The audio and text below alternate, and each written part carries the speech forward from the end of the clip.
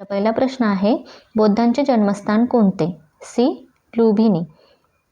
महावीर स्वामी कोणत्या धर्माचे प्रवर्तक होते? ऑप्शन बी. जैन. बौद्ध धर्मातील त्रिरत्न कोणते? Option A. बौद्ध धर्म संघ. पाणिनी कशासाठी प्रसिद्ध आहेत? आपलं योग्य आन्सर आहे ऑप्शन बी. व्याकरण. नालंदा विद्यापीठ कोणत्या काळात प्रसिद्ध होते? Option B. गुप्त. हडप्पा सभ्यतेत घरे कशाशी बांधलेली होती?